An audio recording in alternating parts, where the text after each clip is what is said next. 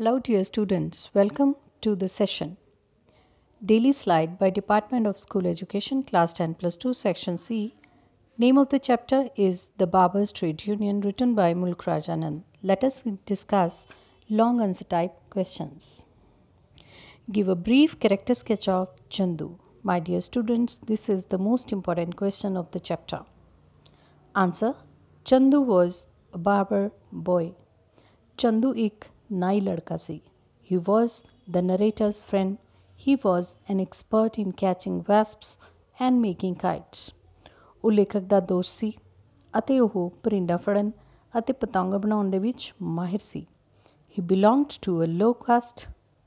ਉਹ ਛੋਟੀ ਜਾਤ ਨਾਲ ਸੰਬੰਧ ਰੱਖਦਾ ਸੀ. Once Chandu was dressed like a doctor. The so-called upper class people insulted him. ਇੱਕ ਦਿਨ ਚੰਦੂ ਨੇ ਇੱਕ ਡਾਕਟਰ ਦੀ ਤਰ੍ਹਾਂ ਕੱਪੜੇ ਪਹਿਨ ਲਏ. ਉਸ ਸਮੇਂ ਉੱਚੀਆਂ ਜਾਤਾਂ ਕਹੇ ਜਾਣ ਵਾਲੇ ਲੋਕਾਂ ਨੇ ਉਸ ਦੀ ਬੇਇੱਜ਼ਤੀ ਕਰਨੀ ਸ਼ੁਰੂ ਕਰ ਦਿੱਤੀ. He decided to teach them a lesson. ਉਸ ਨੇ ਫੈਸਲਾ ਕੀਤਾ ਕਿ ਉਹ ਇਹਨਾਂ ਸਾਰਿਆਂ ਨੂੰ ਸਬਕ ਸਿਖਾਏਗਾ. He stopped going to people's houses. ਉਸ ਨੇ ਆਪਣੇ ਕੰਮ ਦੀ ਹੜਤਾਲ ਕਰ ਦਿੱਤੀ. ਲੋਕਾਂ ਦੇ ਘਰ ਘਰ ਜਾ ਕੇ ਸ਼ੇਵਿੰਗ ਤੇ ਕਟਿੰਗ ਬੰਦ ਕਰ ਦਿੱਤੀ. He bought a cycle and started shaving people in the town. ਉਸਨੇ ਸਾਈਕਲ ਖਰੀਦਿਆ ਅਤੇ ਸ਼ਹਿਰ ਵਿੱਚ ਲੋਕਾਂ ਦੀ ਸ਼ੇਵ ਕਰਨੀ ਜਾ ਕੇ ਸ਼ੁਰੂ ਕਰ ਦਿੱਤੀ. He set up a barber's shop. ਉੱਥੇ ਉਸਨੇ ਆਪਣੀ ਨਾਈ ਦੀ ਇੱਕ ਦੁਕਾਨ ਖੋਲ੍ਹ ਲਈ. Now the people had to come to his shop to get their hair cut and beard shaved. ਹੁਣ ਉਹ ਆਪਣੇ ਕੰਮ ਨੂੰ ਸਨਮਾਨਜਨਕ ਤਰੀਕੇ ਨਾਲ ਕਰਨ ਲੱਗਾ. ਹੁਣ ਲੋਕ ਉਸ ਦੀ ਦੁਕਾਨ 'ਤੇ ਆਉਂਦੇ ਸਨ ਹੈਅਰ ਕਟਿੰਗ ਕਰਾਉਣ ਲਈ ਜਾਂ ਆਪਣੀ ਦਾੜੀ ਸ਼ੇਵ ਕਰਾਉਣ ਲਈ. In the end, they formed a union called Rajkot District Barber Brothers Hairdressing and Shaving Salon Trade Union. ਬੱਚੇ ਇਸ ਟ੍ਰੇਡ ਯੂਨੀਅਨ ਦਾ ਨਾਂ ਚੰਗੀ ਤਰ੍ਹਾਂ ਯਾਦ ਕਰ ਲਓ. ਸ਼ਾਰਟ ਅਤੇ ਲੌਂਗ ਦੋਨੋਂ ਕੁਐਸਚਨਸ ਦੇ ਵਿੱਚ ਕੰਮ ਆਏਗਾ. ਅੰਤ ਵਿੱਚ ਉਹਨਾਂ ਨੇ ਇਸ ਨਾਮ ਨਾਲ ਇੱਕ ਟ੍ਰੇਡ ਯੂਨੀਅਨ ਬਣਾ ਲਈ ਜਿਸ 'ਚ ਉਸਦੇ ਕੁਝ ਦੋਸਤ ਚਚੇਰੇ ਭਰਾ ਸ਼ਾਮਿਲ ਸਨ. ਇਸ ਤਰ੍ਹਾਂ ਉਹਨਾਂ ਦਾ ਜ਼ਿਲਤ ਭਰਿਆ ਕੰਮ ਇੱਕ ਬਹੁਤ ਹੀ ਇੱਜ਼ਤਦਾਰ ਕੰਮ ਦੇ ਵਿੱਚ ਬਦਲ ਗਿਆ. And the credit goes to Chandu. ਇਹਦਾ ਸਿਹਰਾ ਕਿਹਦੇ ਸਿਰ ਜਾਂਦਾ ਹੈ? ਚੰਦੂ ਦੇ ਸਿਰ. Number 2, how did the village elders behave when Chandu dressed up like a doctor. ਜਦੋਂ ਚੰਦੂ ਨੇ ਡਾਕਟਰ ਦੀ ਤਰ੍ਹਾਂ ਕੱਪੜੇ ਪਹਿਨੇ ਤਾਂ ਪਿੰਡ ਦੇ ਵੱਡੇ ਲੋਕਾਂ ਨੇ ਕਿਸ ਤਰ੍ਹਾਂ ਵਿਵਹਾਰ ਕੀਤਾ? Answer: the narrator was thrilled to see him. ਲੇਖਕ ਤਾਂ ਉਸਨੂੰ ਦੇਖ ਕੇ ਬਹੁਤ ਹੀ ਖੁਸ਼ ਹੋ ਗਿਆ. But the landlord became angry. ਪਰ ਜ਼ਮੀਂਦਾਰ ਬਹੁਤ ਹੀ ਗੁੱਸੇ 'ਚ ਆ ਗਿਆ. The village shahukar also insulted him. ਪਿੰਡ ਦੇ ਸ਼ਾਹੂਕਾਰ ਨੇ ਵੀ ਉਸ ਦੀ ਬੇਇੱਜ਼ਤੀ ਕੀਤੀ.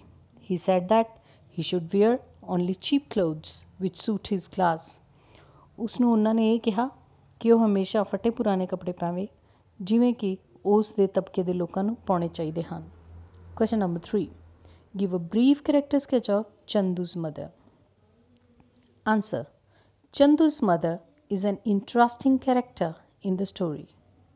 ਚੰਦੂ ਦੀ ਮਾਂ ਇਸ ਕਹਾਣੀ ਦੇ ਵਿੱਚ ਇੱਕ ਬਹੁਤ ਹੀ ਦਿਲਚਸਪ ਕਿਰਦਾਰ ਹੈ.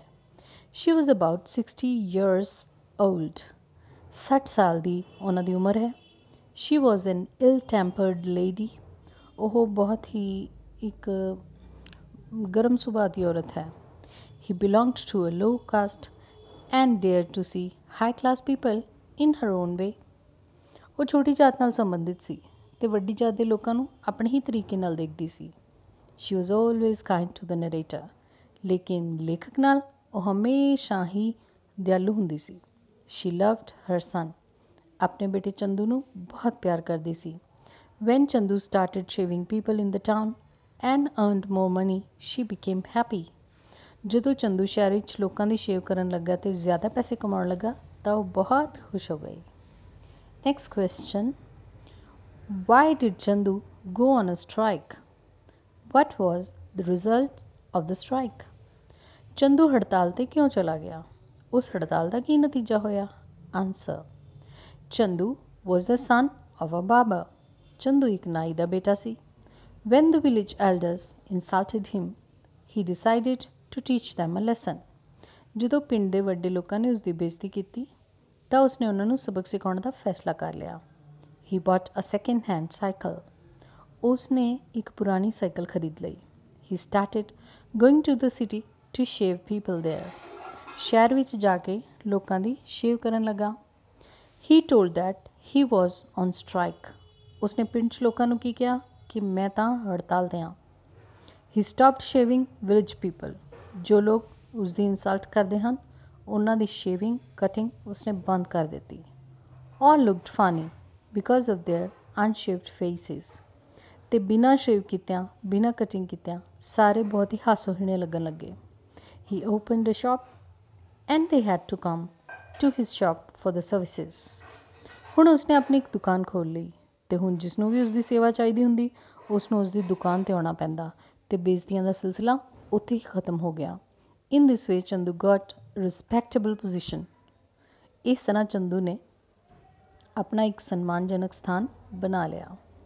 ਮਾਈ dear students, today's slide has been prepared by Ms. Anurag Sidhu, lecturer in English, Government Senior Secondary School, Ramgarh Pudda, SAS Nagar, and vetted by Suresh Kumar, lecturer in English, Government Senior Secondary School, Pandori Nijra, Jalandhar. Dear students, note down all the question answers in your notebooks. You can also click the links given in the description box and watch the full summary of the chapter, short answer type questions or glossary items. In this way, you can cover the entire chapter with the help of these links given in the description box as well as the comment box. Also, subscribe the channel and like. Thank you. Have a very nice day.